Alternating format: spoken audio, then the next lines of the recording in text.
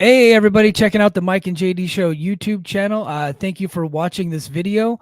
If you could do me a huge favor and hit that like button, make sure you're a subscriber, and also comment on this video and help us defeat the algorithm. I would greatly appreciate it. And while you're at it, if you like this video, head over to patreon.com/the Mike and JD Show and become a Patreon subscriber today, where you will get this audio immediately as soon as it's done recorded, way ahead of everybody else. And then, of course, it will be ad free.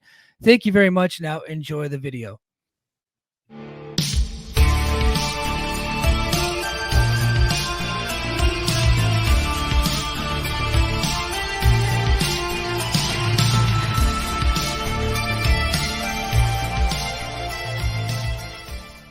On Monday, that the Impact held an all hands on deck meeting between the talent and crew on the 28th. It said Impact will be making massive upgrades to its production facility, and the upgrades will reportedly take over a month before they are in place. And the upgrades will bring state-of-the-art production technology and advances to the Impact on Access show and the pay-per-view events, as well as their monthly premium live events. Because that adjustments have been made to the taping schedule, less talent will be utilized after Bound for Glory. And I thought this was important. Anthem will reportedly be paying day rate talent for extra days through the remainder of the year. So because they're not going to be bringing their day rate talent, what is day rate? So there are wrestlers under contract that they're not getting paid whether or not they show up. They only get paid when they show up. So they have a contract to where they have to where like they can work wherever they want, but they still have to show up for Impact and work these tapings. And unless they show up, they don't get paid. Unlike other talent on the roster who get paid no matter what, right? So if they miss a taping, they get paid no matter what. So that's what they're saying there. So there's day rate talent, meaning like probably like somebody like Torus. I don't think he's under like a full-time contract here, because he gets brought in for some tapings, he doesn't get brought in for other tapings, and so that which affects his bottom line. So whenever they decide not to bring him in for a taping, he just doesn't get paid, right? So that's what they're talking about there. And the Impact UK events will now be taped for TV. So they're actually doing 4 events in the UK. One of which, and I'll talk about later, will be taped for as a premium live event. That will be Turning Point. I'll talk about that in a little bit. And then the other ones will be television tapings. There will be another IPWF show in Toronto. This is going to be at Santino Marella's Battle Arts Academy on November 11th. There's going to be that will be, I don't know, that'll probably be, if I'm venturing a guess, that'll probably be the Thanksgiving one, which I'm not a fan of those. So, but if it's here on Patreon, if that's what they do, I don't think I'm going to skip Patreon that week. So I would, for Fight Game Media, I was not covering those, but I'll cover those for you guys. And then there will be a joint show with AAA in November. So that'll probably be a taping in November to help get them through the end of the year.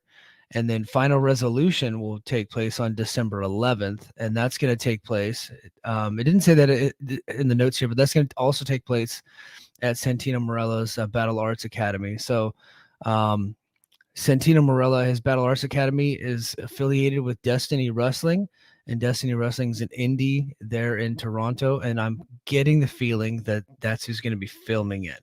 So why are they, working these big venues, and all of a sudden they're going to go to a gym to tape these? Well, it's because they're, waiting for all this stuff to go through. And then I think by the time we get to January for Hard to Kill, which is now going to be held at the Pearl at the Palms, which is not exactly on the Las Vegas Strip, but it's just off of it. And it's pretty easy to get to. And I'll be honest, I love the Palms. It's one of my favorite places in all of Vegas. And I actually love how easy it is to get to if you're a resident of Las Vegas, because it's close to the Strip, but you can get there by not even going onto the Strip. You can kind of go around all that traffic that the Strip has and get really easy access to it. So I love the Palms. Great parking garage too. Swig of coffee for the working man. So there are rumors out there. Now, this is unconfirmed. This is not any rumor from any specific journalist. This is not anything that I'm saying is actually going to happen. So take this as a complete rumor. This is more like talk among media people making assumptions based off of what this means. Okay. So don't take it as anything like, oh, my sources are telling me that this is no, nothing like that. So the reason why I wanted to bring this up back on this show is because I know some of you Impact fans only listen to Brace for Impact. So I wanted to cover it here and you guys want to hear what I had to say. And so there are kind of rumored conversations happening that this might lead them to a new television home. Take that as just a rumor. Take that as just, media people speculating and assuming stuff. But it kind of makes sense, right?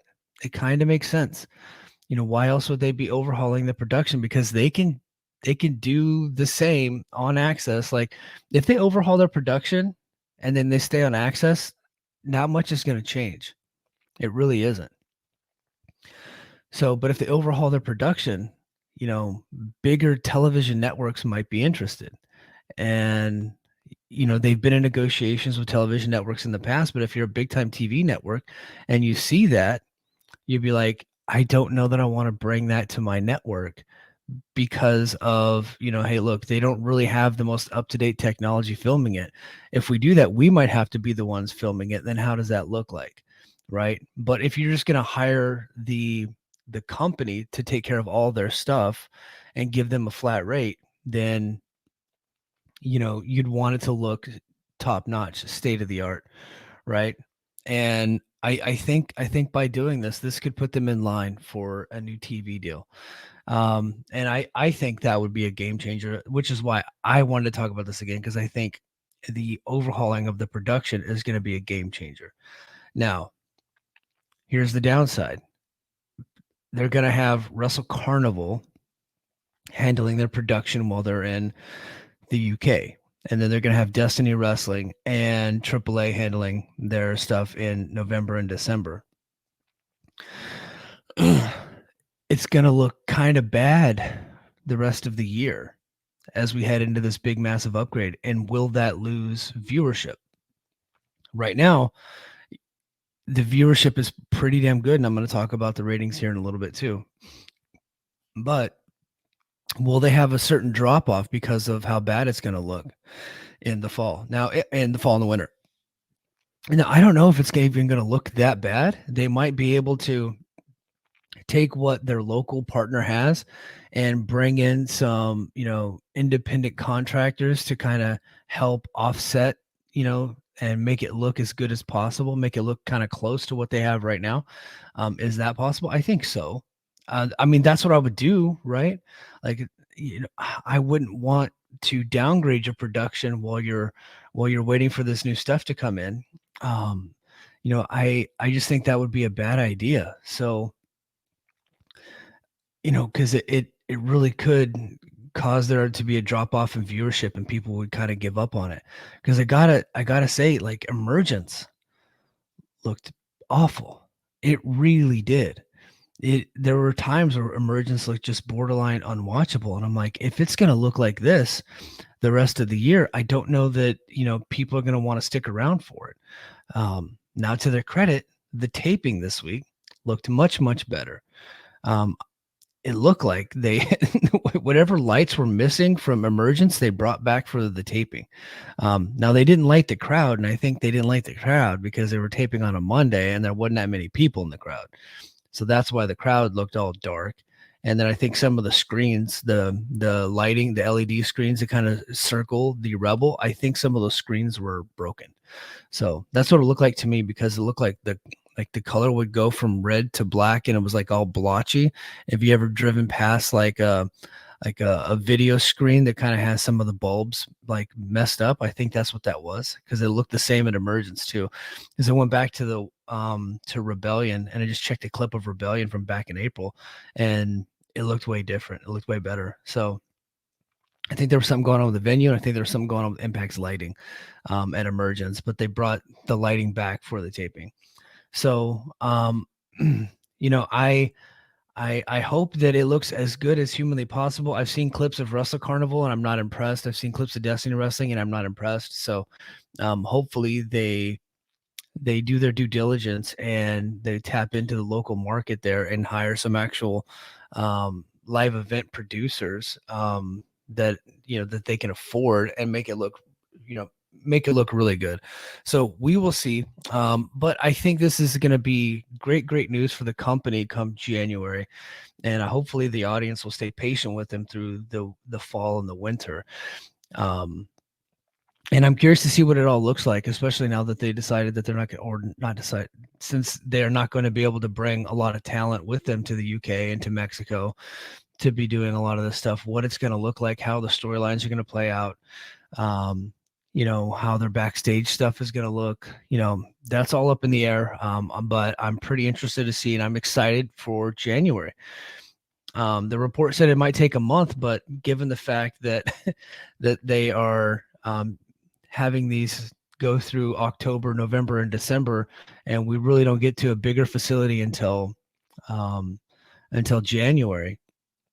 I'm thinking that that's what it's going to look kind of, we're going to see a downgrade in production all the way through the end of the year and then come Hard to Kill in January. That's when it's going to be kind of like the new reset for the company. That's when all the talent's going to be coming back. That's when they're going to bring everybody back in. So that should be Hard to Kill, should be one of the bigger, more important events in the company's history. And I'm really, really curious to see how all that plays out.